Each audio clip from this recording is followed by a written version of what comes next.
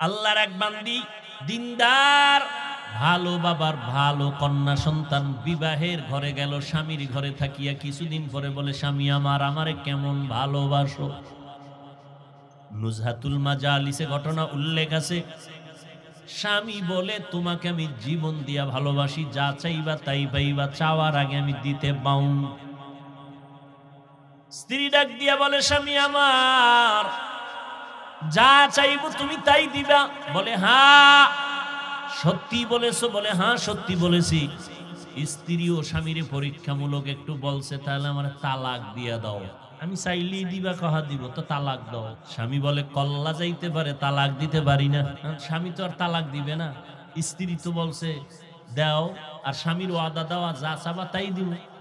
দুইজনের ভিতরে একটু তর্ক লেগে গেল। সমাধানের জন্য ওই জমানার নবীর কাছে রওনা। স্বামী আর স্ত্রী পথের মধ্যে গিয়া হঠাৎ স্ত্রী রাস্তার পার্শ্বে পড়ে গিয়া পাওটা ভেঙ্গে গেল। কান্না করে বলে, ও আল্লাহ আমারে বাঁচাও।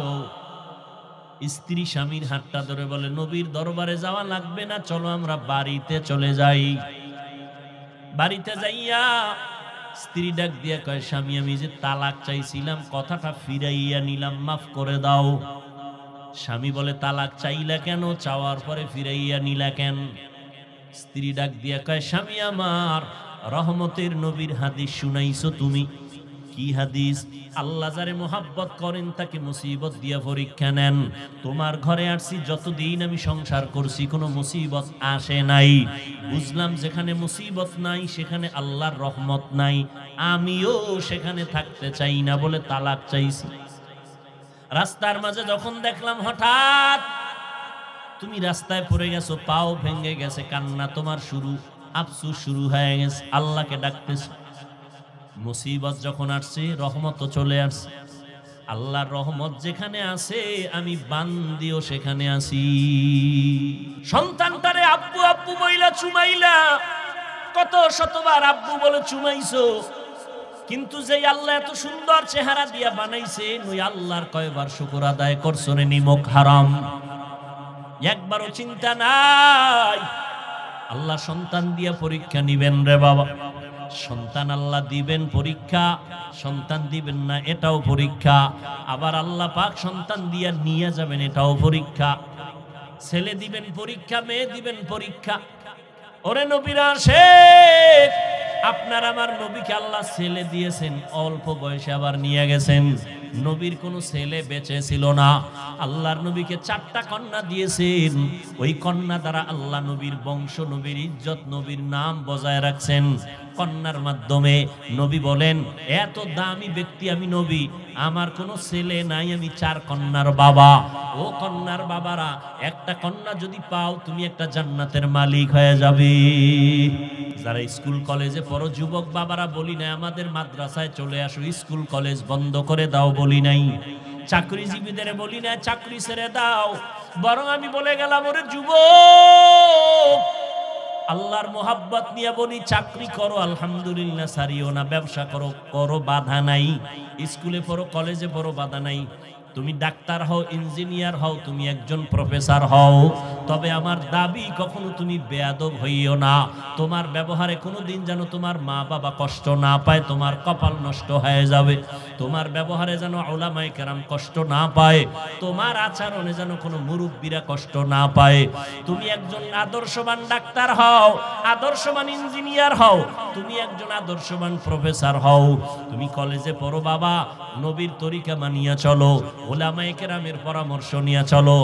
যুবকেরা, তোমার মতো যুবক স্কুলে কলেজে পড়ে, 5 ওয়াক্ত নামাজ পড়ে, মিথ্যা বলিও না, আছে না নাই? বালিশে মাথা লাগায় একটু চিন্তা করিও, তুমি কেন পারো না রে বাবা? তোমার মতো যুবক রাস্তায় গাড়ি চালায়, ড্রাইভারি করে, নামাজ ছাড়ে না, মনটারে একটু প্রশ্ন করো, তুমি কেন পারবা না? তোমার মতো যুবক র্যাব, আর্মি, পুলিশ, বিডিআরের চাকরি করে, নামাজ ছাড়ে না, ব্যবসা করে, নামাজ ছাড়ে না, তুমি কেন পারবা না? চেয়ারম্যান, মেম্বার, এমপি, মন্ত্রী নামাজ পড়ে, দাড়িওয়ালা, অভাব নাই, তুমি কেন পারবা না? ও যুবক বাবা, মোনাজাতে কত যুবক কান্না করে, তোমার চোখে পানি আসে না কেন? গুনার কারণে আমার আল্লাহ বেজার। মা বাবার অভিশাপ তোমার কপালে বুঝি লেগে গেল, এখনো সময় আছে, আমার আল্লাহ দয়ার নজরে ডাকতেছেন, তওবা কর। জীবনের গুনাহ এক তওবার দ্বারা আমি সব মাফ করে দিব। ও যুবক বাবারা, আমি একটু আগেও বলেছিলাম হেদায়েতের মালিক আমার আল্লাহ। কপাল যদি পুড়িয়া যায়, নবীজির বয়ানও আবু জাহাল কালেমা পড়ে না। আর যদি আল্লাহ কপালটা খুলিয়া দেন, নবীরে জবাই করতে আসিয়াও কালেমা পড়ে নেয়। জানি না এই জমিনে কিছু মানুষ এমন আছে আবু জাহালের মতো পাথরওয়ালা অন্তর নিয়া হাজারো পায়ে ধইরা বয়ান করলে কালেমা পড়বে না, তওবা করবে না, বাইরে গিয়া বিরোধিতা করে গুনাহগার হবে। আর একদল আল্লাহর বান্দা ওমরের মেজাজওয়ালা গুনার কথা স্মরণ করিয়া উলামায়ে কেরামের মজলিসে বইসা হঠাৎ তার দিলের মধ্যে দাগ কাটছে। মনে মনে ভাবে, আল্লাহ জীবনে কত অন্যায় করেছি, কেউ জানে না, আব্বা আম্মা কেউ জানে না, আমার আপন জনেরা কেউ জানে না। ও আল্লাহ, আমি কত নামাজ ছাড়লাম, কত বেপরদায় চললাম, দাড়ি কাটলাম। ও আল্লাহ তুমি জানো, জানিয়াও তো রাগ করে পানি বন্ধ করো নাই, বাতাস বন্ধ করো নাই। ও আল্লাহ, আজকে তওবার নিয়ত করে ফেললাম। কোন দিন মরণ হবে জানা নাই, গাড়ির নিচে পানির নিচে লাশ আর লাশ, ঘুমের বিছানায় যুবকের লাশ। আর গুনার কাছেও যাব না, মা বাবারে কষ্ট দিব না, আজকে থেকে তওবা করে নিব। এরকম যুবক কিছু আছে তওবা করে ফেলবে, মনে মনে আল্লাহকে বলবে, আল্লাহ আর নামাজ ছাড়বো না, বেপরদায় চলবো না, মা বাবাকে কষ্ট দিব না, উলামায়ে কেরামের পরামর্শ নিয়ে নবীর তরিকা মানিয়া চলবো, আর দাড়ি কাটবো না, বেপরদায় চলবো না। ও যুবক বাবারা, ও বৃদ্ধ বাবাজিরা, আপনাদের মতো কত বুড়া মানুষ মসজিদে গিয়া 5 বেলার নামাজ পড়ে, আপনি কেন পারবেন না? ও পর্দার আড়ালের আম্মা জান বোনেরা, আপনাদের মতো কত মা বোন আছে পর্দা করে, মোবাইলে সময় নষ্ট করে না, স্বামীর মাল হেফাজত করে, আল্লাহর মোহাব্বত নিয়ে নামাজ পড়ে, আপনারা কেন পারবেন না? আল্লাহ সন্তান দিছেন, নেককার সন্তান বানায়া যান, ডাক্তার বানাবেন, কোরআন পড়াইয়া যান। সন্তানটা কোরআন পড়বে, ডাক্তারি পড়বে, মা বাবার জন্য দোয়া করবে। ও পর্দার আড়ালের আম্মা জানেরা, তওবার নিয়ত করে তওবা করেন। আল্লাহ তাআলা বলেন, আমি মুমিনকে পরীক্ষা করব, কোন বেঈমানকে না। কারণ জান্নাত শুধু মুমিন পাবে, কোনো বেঈমান পাবে না। আল্লাহ মুমিনের জান্নাত দিবেন, আর আল্লাহ পরীক্ষা নিয়ে একটু যাচাই করবেন তার ইমানের হালাত কেমন। আল্লাহ বলেন, এই 5টা জিনিসের মাধ্যমে আমি মুমিনদের পরীক্ষা করব। কয় জিনিসের দ্বারা? 5টা। এই 5টা জিনিসের পরীক্ষায় তারা পাশ করবে যাদের মধ্যে একটা পুঁজি থাকবে, ওই পুঁজিটার নাম হলো ধৈর্য।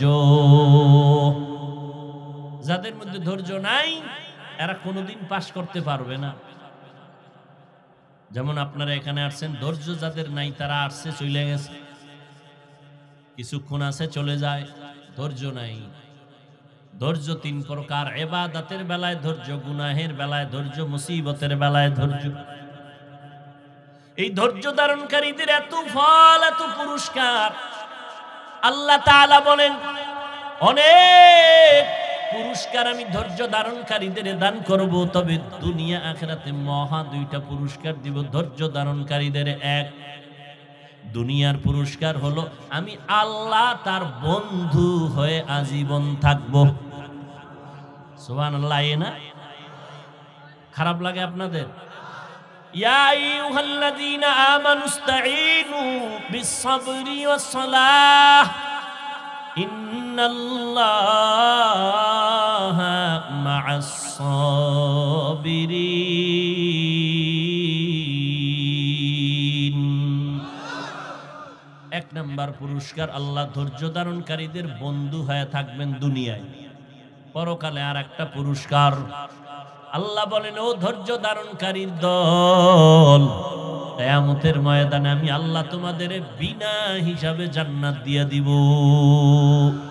আতিনা ফি দারে দুনিয়া না হাসান, আতিনা ফি দারে উকবা না হাসান, ইয়া গিয়াসাল মুস্তাগীসিন ইহদিনা লিফতিখারা বিল উলুমে ওয়াল গিনা। হর গড়ি দে নেকো তু তৈয়ার यारो है, जू ना मांगे उससे तू बेजारो है। দুনিয়ার পুরস্কার আল্লাহ তার বন্ধু হয়ে থাকবেন। আল্লাহ যদি আপনার বন্ধু হয়ে যান, আপনার কোনো পেরেশানি, কোনো টেনশন নাই। দেখছেন না মহামারী করোনা, গোটা দুনিয়াটা স্তব্ধ। যারা চেয়ারে বৈশা নিজেদের খোদা খোদা ভাব নিয়ে চলতেছিল, সারা দুনিয়ার খোদা ভাবওয়ালারাও থমকে গেছে।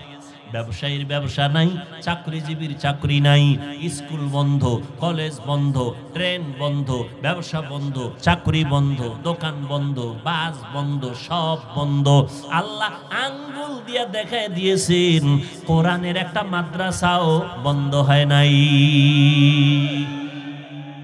ইতিহাস ভুলে যায়ও না। আর ওই করোনার সময় মাস্ক লাগায়া জবানটারে আটকায়া রাখছি, একজনে ট্রিপল মাস্ক লাগাইছে করোনার ভয়, কিন্তু এরপরও যারে ধরছে মাস্কে ফিরাইতে পারছে। হ্যাঁ বাবা, করোনায় আক্রান্ত হয়ে গেল। এর যুবক, ইতিহাস যেন ভুলে না যাও। করোনায় বাবাকে আক্রান্ত করে ফেলেছে। ওই বাবার দুইটা কুলাঙ্গার শিক্ষিত শয়তান, দুইটা কুলাঙ্গার সন্তান শিক্ষিত। বাবারে যখন করোনায় ধইরা ফালাইলো, টাকা দিয়া এলাকার গরিব ছেলেদের কয় আমার বাবার লাশটা রাস্তায় ফালায় দিয়ায়। রাস্তায় ফালায় দিছে। দরওয়াজা লক করলো, জানালা লক করে দিল। জানালা দিয়ে একবারও সন্তান তাকায় দেখলো না বাবার লাশটা কি কুত্তায় খাইলো নাকি জানাজা হইল। কিন্তু জানো নিরে বাঙালি, ওই ইতিহাসটা কেমন? ওই বাংলাদেশের শত শত করোনার লাশ আমার দেশের কিছু পুলিশ ভাইরা আর আমার দেশের সিংহবাগ ওলামায়ে কেরাম টুপিওয়ালারা ওই লাশগুলো কাঁধের মধ্যে নিয়েছেন, গোসল করাইছেন, কাফন পরাইছেন, জানাজা পরাইছেন, কবর খনন করে দাফন করাইছেন।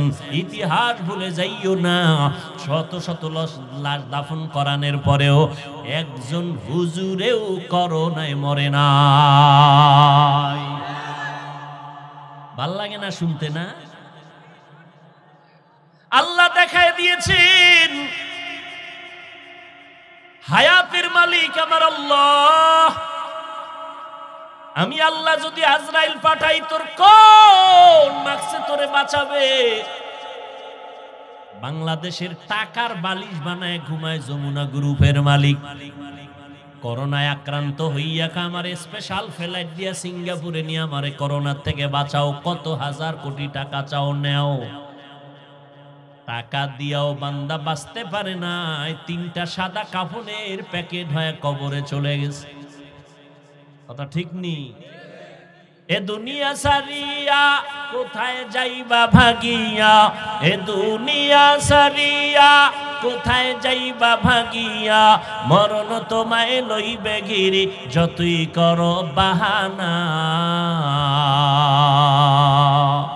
মরণ তোমায় লইবে ঘিরি যতই করো বাহানা। চিন্তা করে দেখো না কবরে কি যাইবা না। যেই কবরে আল্লাহ সারা বন্ধু কেহ থাকবে না। চিন্তা করে দেখো না কবরে কি যাইবা না। এ দুনিয়ায় সবই পর, কবর যে তোর আসল ঘর। এ দুনিয়ায় সবই পর, কবর যে তোর আসল ঘর। কেমনে সেথায় থাকবি পরে, শুধুই মাটির বিছানা। কেমনে সেথায় থাকবা পরে, শুধুই মাটির বিছানা। চিন্তা করে দেখো না কবরে কি যাইবা না। যেই কবরে আল্লাহ সারা বন্ধু কেহ থাকবে না। চিন্তা করে দেখো না কবরে কি যাইবা না। চিন্তা করে দেখো না কবরে কি যাইবা না। মরণ থেকে যতই পালাও, মরণ তোমায় নিবে ঘিরি। যদিও সুদূর আকাশ পানে লুকাও, সেথায় লাগিয়ে সিঁড়ি।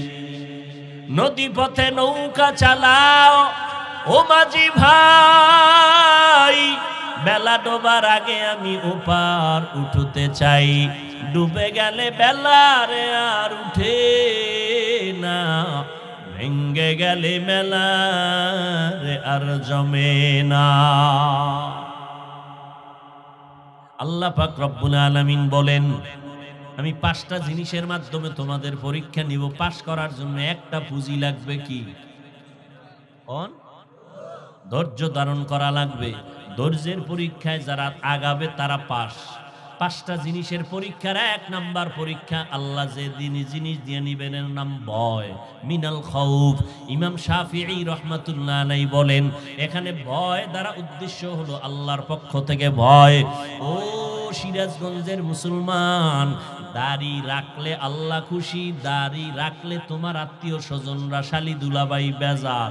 এখন কি শালি দুলাবাইয়ের লজ্জার ভয়ে দাড়ি কাটবা, নাকি আল্লাহর শাস্তির ভয়ে দাড়ি রাখবা?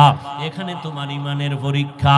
পর্দা করলে আমার আল্লাহ খুশি, পর্দা করলে তোমার আত্মীয় স্বজন বেজার। এখন আত্মীয় স্বজনের মন পাওয়ার জন্য তাদের গালাগালি শোনার ভয়ে কি তুমি পর্দা ছেড়ে দিবা, নাকি আল্লাহর আযাবের ভয়ে পর্দা করবা? এটাই তোমার ইমানের পরীক্ষা। আল্লাহর পক্ষ থেকে ভয়, এই ভয়ের নাম হলো তাকওয়া। 1 নাম্বার ভয়, আল্লাহর পক্ষ থেকে ভয়, বান্দার পক্ষ থেকে ভয়। ও বান্দা, তুমি যদি দাড়ি রাখো, নামাজ পড়ো, অনেক ক্ষেত্রে তোমার চাকরিতে রাখবে। এখন কি তুমি কি টাকার জন্য তুমি চাকরি করবা, নাকি আমার আল্লাহর জন্য তুমি আল্লাহর পথে চলবে? এটা ইমানের পরীক্ষা। আমি সংক্ষেপে বলে যাচ্ছি। 2 নাম্বার পরীক্ষার বস্তু হলো ক্ষুধা। আল্লাহ ক্ষুধা লাগাইয়াও পরীক্ষা নিবেন। ইমাম শাফিঈ রাহমাতুল্লাহ আলাইহি বলেন, এখানে ক্ষুধা দ্বারা উদ্দেশ্য হলো রোজা। অনেকে রোজার মাস রোজা রাখতে পারে নাই। কি ভাই আপনি রোজা রাখেন না কেন? মুসলমান কয়, আমার ঘরে কি ভাতের অভাব, আমি রোজা রাখবো কেন? আমরা কি ভাতের অভাবে রোজা রাখছি? আর আমাদের মুসলমানের না খাওয়ার সাধনা না, বরং না খাওয়ার মধ্য দিয়ে আল্লাহ পাওয়ার সাধনা। অতএব তুমি ভাতের অভাবে কেন বললা রে বাবা? আল্লাহ পাক রব্বুল আলামিন ক্ষুধার দ্বারা পরীক্ষা নিবেন। সাহাবায়ে কেরাম, এমন কি আপনার আমার নবী, যেই নবীর জন্য আমার আল্লাহ নিজে আশিক, ওই নবী দোয়া করলে উহুদ পাহাড় স্বর্ণ হয়ে যাইত। কিন্তু ওই নবী খন্দকের যুদ্ধে পেটে পাথর বেঁধেছেন। সাহাবায়ে কেরাম পেটে পাথর বেঁধেছেন, তারপরেও কোনোদিন বাতিলের কাছে আপোষ করেন নাই, হারাম পথে যান নাই। ও মুসলমান, নবীর আশিক, রমজানের রোজা রাখো ক্ষুধার মাধ্যমে পরীক্ষা। নবী তো শুধু রমজান না, সপ্তাহের বৃহস্পতিবার সোমবার দিনও নবী রোজা রাখছেন। আর রোজাটা শুধু ইমানের কারণ না, শরীরটারে সুস্থ রাখার একটা ঔষধ হলো রোজা। আর মূর্খ কিছু মানুষেরা রোজারে বানাইছে রোগের কারণ, আমি রোজা রাখলে রোগ বেড়ে যায়। অথচ শরীরের রোগের ঔষধ হলো রোজা, আর এ বানাইছে রোগের কারণ। যেমন নিয়ত তেমন বরকত। 3 নাম্বার পরীক্ষা, ওয়ানাকসিম মিনাল আমওয়াল, মালের ঘাটতি, মালের কোরবানি। ইমাম শাফিঈ রাহমাতুল্লাহ আলাইহি বলেন, এখানে মালের কোরবানি দ্বারা উদ্দেশ্য হলো যাকাত। রাস্তাঘাটে সাইনবোর্ড দেখি মাঝে মাঝে, দারিদ্র বিমোচন করো, দারিদ্র বিমোচন করো। সরকারও অনেক পদক্ষেপ নিয়েছেন, কিন্তু আল্লাহ মানুষ বানাইছেন, মানুষের শান্তির ব্যবস্থা আল্লাহ করেছেন। মানুষের শান্তির ব্যবস্থা, অর্থনৈতিক সচ্ছলতার জন্য আল্লাহ একটা আইন করে দিয়েছেন স্থায়ী। ধনীরা বছরে একবার গরিবের যাকাত দিবা। যাকাতটা যদি ধনীরা ঠিক মতো দিত, এই জমিনের মধ্যে দারিদ্র বিমোচন হয়ে যাইত। যাকাত অনেকে দেয়, কিন্তু সঠিকভাবে দেয় না, হিসাব করে না। নবীজি হাদিসে বলছেন, কিয়ামতের আগে বড় লোকেরা যাকাত দেওয়াটাকে জরিমানা মনে করবে, বলবে এটা জরিমানা, দেওয়া যাবে না। লামসাম কিছু দিয়া কইবা যাও। এ বিষয়ে বিস্তর আলোচনা আমি রমজানে করেছি। যাকাত দেওয়া না আদায় করে দেওয়া। যাকাত দেওয়া আলাদা কথা, আদায় করে দেওয়া আর একটা কথা। আল্লাহ কইছে যাকাত আদায় করো, দেও বলে নাই। এখানে ব্যবধান কি বিস্তারিত রমজানে আমার আলোচনা আছে। যাকাত। গরিবরা কয় আমরা গরিব, আমগো মালও নাই পরীক্ষাও নাই। না, তোমাকে আর এক পরীক্ষা রয়ে গেছে। কি? ধনীরা দিবে মালের কোরবানি, তুমি দিবা জানের কোরবানি। ধনী বলে এখানে একটা মাদ্রাসা বানাও। টাকা লাগবে না? টাকা দিব আমি। তাহলে ঘর দুয়ার মাটি কাটার কাজ করবে কে? ধনী বলে এটা আমার সময় নাই, আমি পারি না, আমি মালের কোরবানি দিলাম। ও গরিবেরা, তোমরা জানের কোরবানি দাও, খরচ আমি দিব, তোমরা জানের কোরবানি দাও, সময় দাও। দেখছেন আল্লাহ কেমনে সাজাইছেন। জান্নাতের রাস্তায় সবাইরে ঢুকার সুযোগ দিছেন। ধনীরাও ঢুকবে, গরিবেরাও। ধনী টাকা দেয়, গরিব তুমি সময় দাও। হ্যাঁ, জানের কোরবানি, মালের কোরবানি, এ জমিনের ইতিহাস। জানের কোরবানি দিয়েছেন ইব্রাহিম নবী ইসমাইলের ছুরির নিচে নিয়া। এই কোরবানির বড় মহা পরীক্ষা। এই যে হজ করে মানুষ, বাইতুল্লাহ যায়, সব তো ইব্রাহিম আর হাজেরা আলাইহিস সালাম আর ইসমাইল নবীর কাহিনীর নিদর্শন। সাফা মারওয়ায় না দৌড়াইলে হজ বাদ। সব আম্মাজান হাজেরা আলাইহিস সালামের দৌড়ানি আল্লাহ আইন করে দিছে কিয়ামত পর্যন্ত। ওই পাথর মারে না, পাথর। আরে মেয়ে কথা কন না, কেন মারে জানেন না? কারে মারে? তখন কি শয়তান বই রয়েছে? শয়তান বড় হয়েছে, সবাই পাথর মারে হোমানে। একজনের জুতাও মারছে, শয়তান তোরে দেখাই দেবে, জুতা মারতেছে। শয়তান কি ওখানে বয়ে রয়েছিল? ওই ইসমাইল নবী আর ইব্রাহিম নবী যে পাথর মারছিল, আল্লাহ এটারে নিদর্শন বানায় দিছে। এই এতটুকু কাজ করবি না, তুই জীবনভর তাহাজ্জুদ যদি পড়া বাইতুল্লাহর বুকে লাগায় কান্দ, তোর জিন্দেগীর সব ইবাদত বরবাদ। কোন চালাকি চলবে? চলবে না। বাইতুল্লাহ তাওয়াফ করো, জমজমের পানির জন্য হাজিরা পাগল। সারা দুনিয়ার চিকিৎসা বিজ্ঞানীরা থিওরি দিয়ে দিছে, জমিনে যত পানি আছে জমজমের মতো বিশুদ্ধ পানি জমিনের মধ্যে আর কোথাও দেখছেননি। সেই ইসমাইল শিশু বাচ্চার কান্না থেকে পানি শুরু, ওখান থেকে যেই পরিমাণ ছিল আজও সেই পরিমাণ আছে। হাজার হাজার হাজার হাজার কোটি মিলিয়ন ট্রিলিয়ন বিলিয়ন পানি মানুষগুলো নিয়ে যায় হাজি সাহেবরা, কিন্তু পানি কমেও না বাড়েও না। সুবহানাল্লাহ। না সাহাবায়ে কেরাম একদিন জিজ্ঞাসা করলেন, ইয়া রাসূলুল্লাহ, জমজম কূপের তলা কই? নবী বলেন, জমজম কূপের তলা হলো হাউজে কাউসারের সাথে লাগানো। দাঁড়াইয়া খায় গরুতে, দাঁড়াইয়া খাওয়া পান করা ইসলামে নিষেধ। তবে দুই জিনিস দাঁড়াইয়া পান করা সুন্নত। জমজমের পানি দাঁড়ায় করেন, বইয়া করলে গুনাহ হবে না, খবরদার। আবার পেছ লাগায় না, কিলাকিলি বাজায় না। অনেকে আবেগে কিলাকিলি বাজায়। জমজমের পানির উপকার আছে প্রায় 25টার মতো। এর মধ্যে বড় উপকার কি? আপনার পানির পিপাসা কি ভাতে নিবারণ হবে? ফলে নিবারণ হবে? হবে না। কিন্তু জমজম পানি এমন একটা আল্লাহর নিয়ামত, পেটের ক্ষুধাও নিবারণ করে, পানির পিপাসাও নিবারণ করে। ভাত খাওয়া লাগবে না। নবী একটা খেজুর একটু জমজমের পানি দিয়া সাহারি খাইছেন, সারাদিন রোজা সাহাবায়ে কেরাম। আর আমরা সাহারি খাইতে খাইতে আজানও দেখা আরো খাইল। এমন খাওয়ানোর পাগল বাঙালি।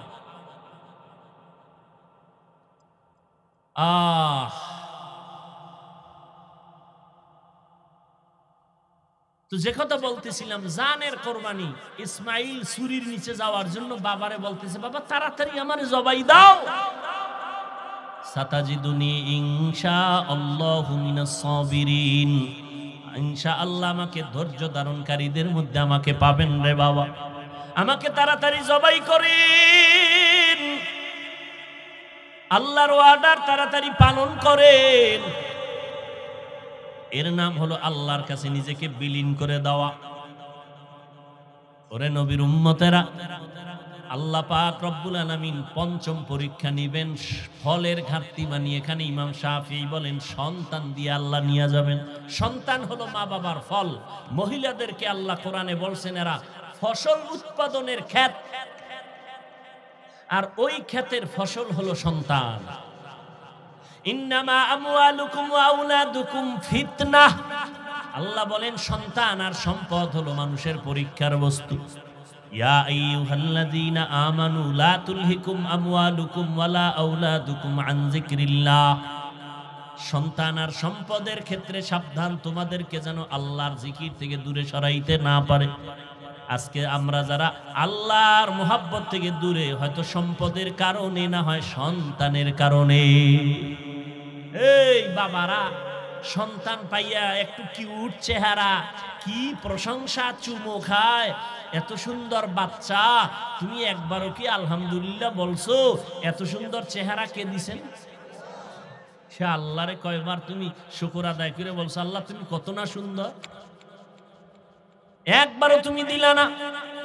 সন্তানটারে আব্বু আব্বু বইলা চুমাইলা, কত শতবার আব্বু বলে চুমাইছো, কিন্তু যে আল্লাহ এত সুন্দর চেহারা দিয়া বানাইছে, ওই আল্লাহর কয়বার শুকর আদায় করছো রে নিমক হারাম?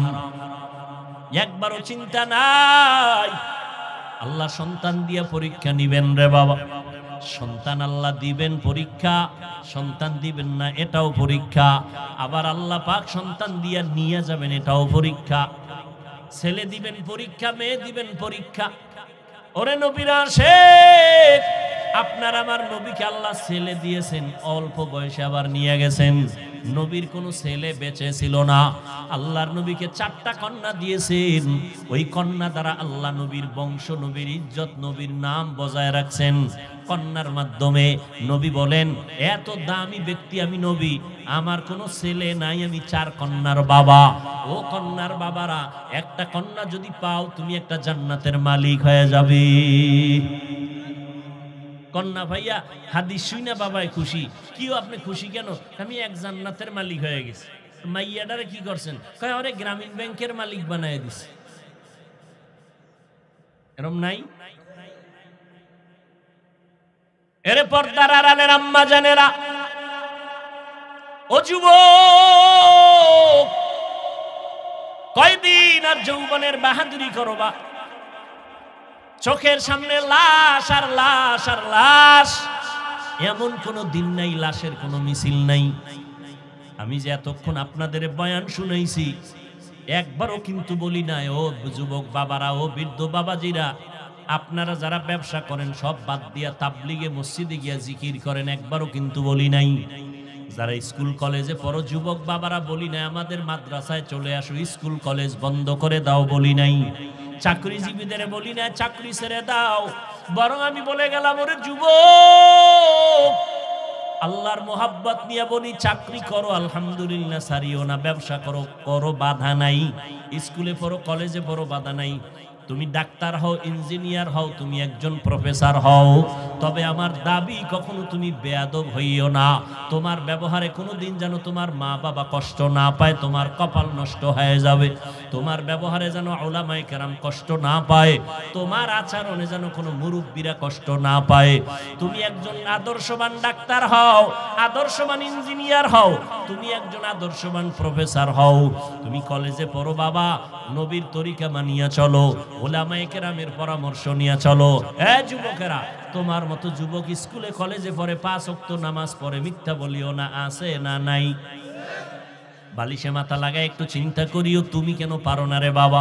তোমার মতো যুবক রাস্তায় গাড়ি চালায়, ড্রাইভারি করে, নামাজ ছাড়ে না, মনটারে একটু প্রশ্ন করো, তুমি কেন পারবা না? তোমার মতো যুবক র্যাব, আর্মি, পুলিশ, বিডিআরের চাকরি করে, নামাজ ছাড়ে না, ব্যবসা করে, নামাজ ছাড়ে না, তুমি কেন পারবা না? চেয়ারম্যান, মেম্বার, এমপি, মন্ত্রী নামাজ পড়ে, দাড়িওয়ালা, অভাব নাই, তুমি কেন পারবা না? ও যুবক বাবা, মোনাজাতে কত যুবক কান্না করে, তোমার চোখে পানি আসে না কেন? গুনার কারণে আমার আল্লাহ বেজার। মা বাবার অভিশাপ তোমার কপালে বুঝি লেগে গেল, এখনো সময় আছে, আমার আল্লাহ দয়ার নজরে ডাকতেছেন, তওবা কর। জীবনের গুনাহ এক তওবার দ্বারা আমি সব মাফ করে দিব। ও যুবক বাবারা, আমি একটু আগেও বলেছিলাম হেদায়েতের মালিক আমার আল্লাহ। কপাল যদি পুড়িয়া যায়, নবীজির বয়ান আবু জাহাল কালেমা পড়ে না, আর যদি আল্লাহ কপালটা খুলিয়া দেন, নবীরে জবাই করতে আসিয়াও কালেমা পড়ে নেয়।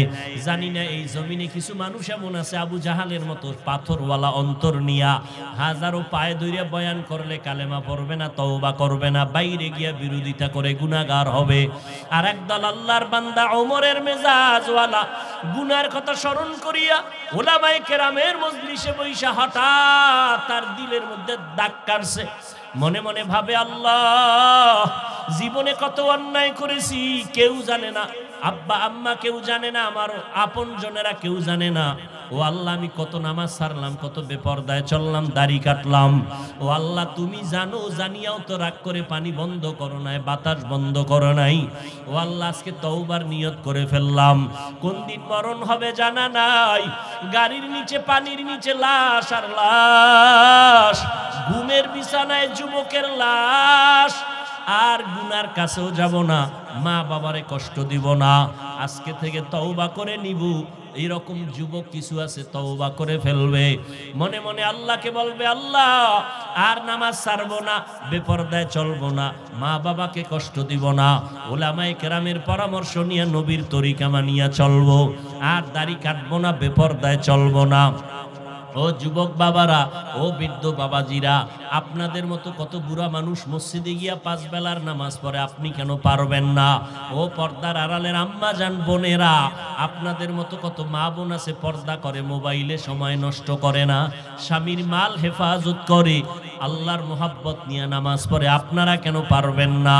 আল্লাহ সন্তান দিছেন, নেককার সন্তান বানায়া যান, ডাক্তার বানাবেন, কোরআন পড়াইয়া যান, সন্তানটা কোরআন পড়বে, ডাক্তারি পড়বে, মা বাবার জন্য দোয়া করবে।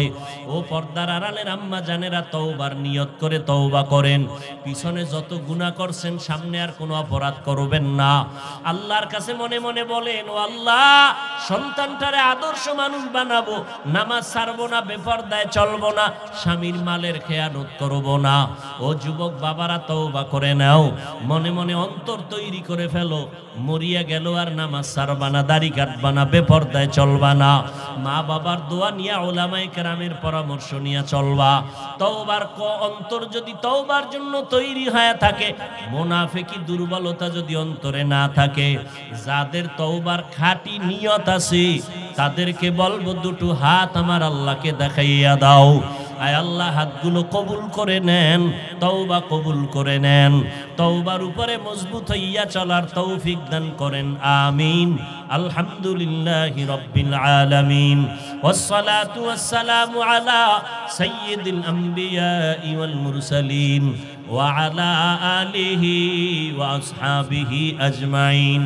ইয়া আরহামার রাহিমিন, ইয়া আরহামার রাহিমিন, ইয়া আরহামার রাহিমিন, রব্বিরহামহুমা কামা রাব্বায়ানি সগীরা। আল্লাহুম্মা ইন্নাকা আফুউন কারীম তুহিব্বুল আফওয়া ফা'ফু আন্না। আল্লাহুম্মা ইন্না নাসআলুকা রিযাকা ওয়াল জান্নাহ ওয়া নাউযু বিকা মিন সাখাতিকা ওয়ান নার। আল্লাহুম্মা ইন্না নাউযু বিকা মিনাল বারাসি ওয়াল জুনুনি ওয়াল জুযামি ওয়া সাইয়্যিল আসকাম। اللهم اجعلني في عيني صغيرا وفي أعين الناس كبيرا. ربنا ظلمنا أنفسنا وإن لم تغفر لنا وترحمنا لنكونن من الخاسرين. ওদায়ার মালিক, কুদরতের নজর দিয়ে দেখেন, উলামায়ে কেরাম, মুরব্বী, হাজী সাহেব, ব্যবসায়ী, চাকরিজীবী, পর্দার আড়ালের মা বোনেরা, আমার যুবক ছাত্র ভাইরা হাত তুলেছেন, আমরা গুনাহগার, মেহেরবানি করে আমাদের মাফ করে দেন, মাহফিল কবুল করে নেন, আয়োজনকারী সহযোগিতাকারীদের কবুল করে নেন, মাদ্রাসা কবুল করে নেন। আয় আল্লাহ, সারা দুনিয়াবাসীকে মাফ করে দেন। আল্লাহ, প্রবাসে যারা আছে হেফাজত করেন, আয় আল্লাহ বাংলাদেশ শান্তির দেশ বানায় দেন। জনপ্রতিনিধির দায়িত্ব যারা পালন করে আয় আল্লাহ প্রশাসনিক ভাবে যারা কাজ করে সবাইকে দ্বীনের খাদেম বানায় দেন। মা বোনদের আবেদা বানায় দেন। 5 ওয়াক্ত নামাজি পর্দাওয়ালা বানায় দেন। ঘরে ঘরে সুন্নতের বাতি জ্বালায় দেন। সন্তানগুলো নেককার বানায় দেন। লেখাপড়া যারা করে পরীক্ষার্থী কামিয়াবি দান করেন। মাদ্রাসা মসজিদগুলো কবুল করে নেন। অন্যান্য শিক্ষা প্রতিষ্ঠান নবীর আদর্শে কবুল করে নেন।